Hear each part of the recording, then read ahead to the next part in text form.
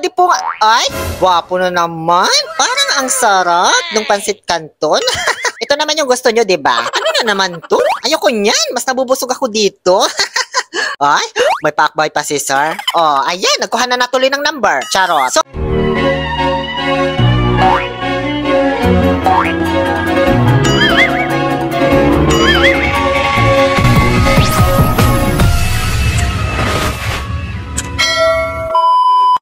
halo, mga dipungal. Kapinatal ka ba?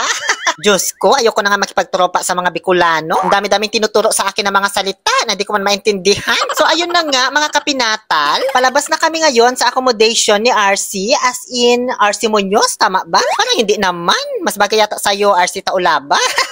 Charot. Ha? Ano, matagal pa ba siya? Pakisabi bilis-bilisan at ang init-init dito sa labas. Charot. So habang inaantay namin yung sundo, magmamaganda muna ang baklang social climber. Ay, andyan na pala siya. Diyos ko, pabigla-bigla naman ito dumarating. At naka-video na agad. Abay, di rin ako papatalo, no? Video din ako. Siya po pala si Sir Awen, also known as Refran Vlog, na matagal nang nag-i-invite sa aking lumabas. Last year pa, 2022. Kaso hindi ko ma-push kasi wala daw siyang maisamang gwapo noon. Charot. Hindi, nahiya lang ako. Kaso nung naging close na niya si RC na workmate ko, ayun, pinush na namin. Actually, si RC po ang nag-organize nito. Organize talaga. Dumaan lang muna kami saglit dito sa may Ramania na naman, malamang, para magpa-alter sa Twitter. Charot. Ng uniform, syempre. Ito kasing kasama naming gwapo. Gusto maganda sa kanya yung fit ng uniform niya. Ba't ganun yung mga gwapo, no? Ayun na sila, Lakas makaabala, ha? Imbis na nakakain na, Charot. So, babalikan na lang namin yan mamaya pagkatapos kumain. Kung saan kami kakain, syempre, hindi dyan. Paggawa ng landscape yan, no? Sa totoo lang, wala pa akong idea nung mga oras na to kung saan kami kakain. Sabi ko nga kay RC, kahit sa kabsahan lang, basta mabusog Di man kasi ako sanay kumain sa mga mamahaling restaurant. Alam niyo kung bakit? Hindi ko afford. Kaso, nung nalaman kong may interview palang gagawin, ay, ibang usapan na to, no? Dapat sa mamahaling restaurant. Kasi hindi naman ako gagastos. Okay lang sana kung si Boy Abunda, Tony Gonzaga o Ogie Diaz mag-i-interview sa akin, no? Kahit ako pa gumasto. Charot. Diyos ko, napaghalataan na tuloy akong social climber na talaga ba? Kaya ayun, dito kami dumiretso sa may... Sana nga ba ito? Ano ba yan? Di ko mabasa. At Yaf Avenue ba? Tama. Basta dito ito sa may tabi ng Half Star in a Million Singing Contest kung saan nanalo si Eric Santos. Charot, Half Million Coffee Shop. Tapat lang po ito ng Corniche. Itong At Yaf Avenue, para rin po itong Ashdan Walk. Isa siyang commercial building, pero maliit lang. May mga ilang restaurant din at coffee shop. So pagbaba namin, ay aakyat ulit kami kasi may hagdan. Pinalagyan ko to ng red carpet bago kami dumating. Kaso, hindi nila nalagyan kasi kakatapos lang daw labhan yung carpet, basa pa. Dahil Amarsi at ako'y gutom na. Dito kami kakain sa may Outback Steakhouse. Papasok na kami, aakyat na kami, uupo na kami. Ganun ba talaga sa voice over? Napapanood yun na nga, kailangan ko pa sabihin. Ayan po yung menu nila, pero hindi yan nabubuklat ha. Isang perasong card lang yan. Yung QR code lang kasi kailangan dyan. Ay, ba't naman may kangaroo? Baka yung karne niyan ginagawang steak? Mukhang masarap. Na-excite ako. So, place check muna tayo. Maganda naman yung ambience. May isa lang akong napansin. Itong tanim nilang bougainvillea sa labas. Diba? Parang bakuran lang namin sa Pilipinas. Medyo na-curious lang ako dito sa mga nakapatong sa lamesa na para bang sisidlan ng mani kapag bumili ka ng tig-10 sa by bus station, no? Kaso nung pagbukas ko, mga kutsilyo at tinidor pala. Akala ko ba naman kung may pandesal ng laman sa loob? Pero speaking, ayun, binigyan nga kami agad ng hindi naman pandesal, kundi tinapay. Ay, Diyos ko po, Daryl, anong pinapasok mo dyan? Minsan talaga, gusto ko na lang din maging cellphone, Charot. Ngayon ko lang din napansin yun nakapokus kasi ako dun sa tinapay. Di ko talaga expect na nakuhanan ko yung eksena na yun. Kung alam ko lang hiniram ko sana saglit yung cellphone mo. Complimentary nga pala itong tinapay. Kusa nila yung binibigay ng walang pag-aalinlangan. For free. Pag-upo mo sa table nila. Kahit di ka pa nag-order. At in fairness, ang sarap niya lalo na kapag may butter. Muntikan ko na nga maubos. Nabusog tuloy ako. Parang gusto ko na tuloy umuwi kahit di na mag-order, no? Charot, syempre nag-order kami. So gaya ng sabi ko kanina, kailangan i-scan yung QR code para makita mo yung menu. Kaya bago ka kumain dito, dapat yung camera ng phone mo ay may QR code scanner. At higit sa lahat, dapat may data ka. Kung wala, di sa kabisahan na lang tayo kain. At least nakatipid pa, diba? Ay, ang gwapo naman ni sir talaga. Diyos ko, parang ayoko na tuloy mag-order. Busog na ako, Sa totoo lang mga kapinatal, hindi po ako marunong mag-order sa isang steakhouse kasi sa maniwala kayo't hindi, pangalawang beses ko lang pong kakain sa isang steakhouse sa tanang buhay ko. Diyos ko, yung una hindi ko nasubukan kasi pagdating ko naka-order na sila. Nilibre lang din kasi ako noon. Kaya ngayon ko lang nalaman na kapag nag-order ka dito, ang dami palang tanong. Nakakaloka, kaya tingnan nyo si RC, tawa ng tawa.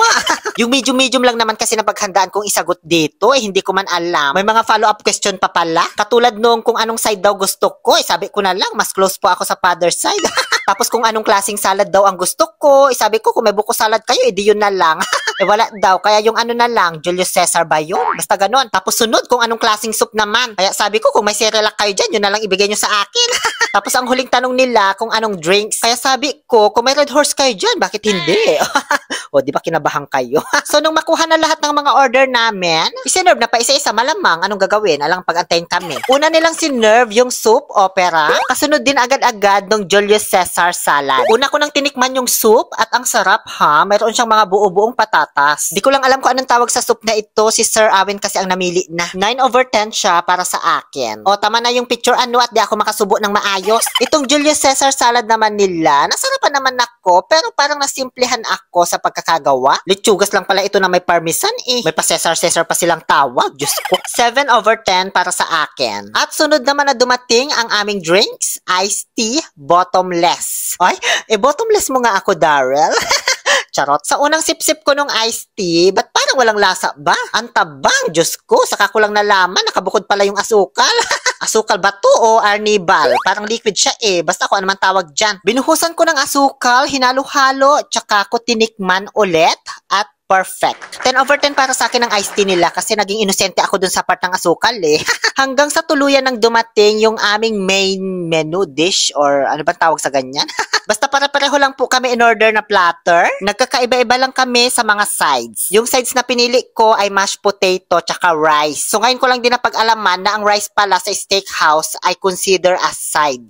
So ayan po lahat ng nilalaman ng platter na in order ko. Kung di ako nagkakamali, nasa 179 SR yung isang platter na yan.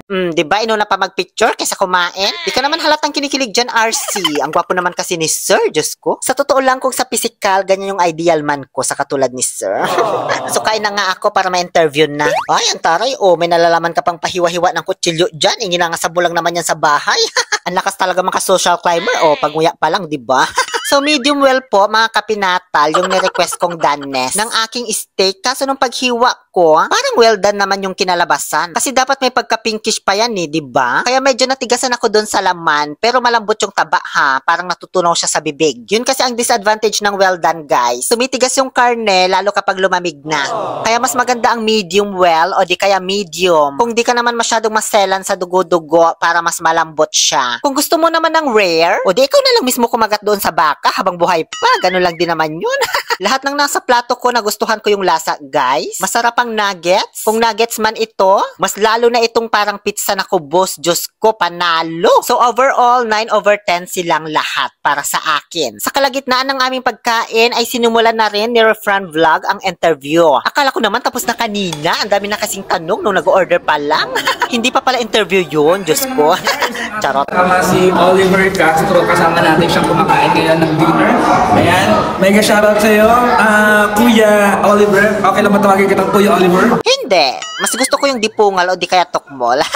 Charot, kahit ano. Itong full video po ng interview ay mapapanood ninyo sa page ni Refran Vlog. I-follow nyo po siya doon. Ay, RC, tama na yan. Tapos na interview, uwian na tayo. Paalis na kami. Maraming salamat kay Sir Awen para sa food. Ganon din po sa lahat ng staff ng Outback Steakhouse. Sobrang babait po nilang lahat. Abay, syempre, baka masiraan ko sila sa vlog, no?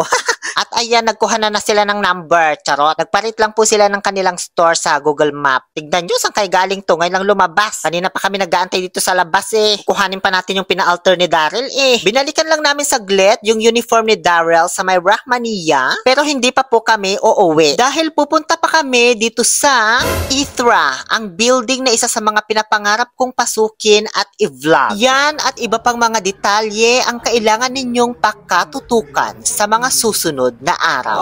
Muli, ito po ang inyong Lonely Pill, Oliver Castro, na nagsasabing, yes to toxicity, let's make people angry. Charot.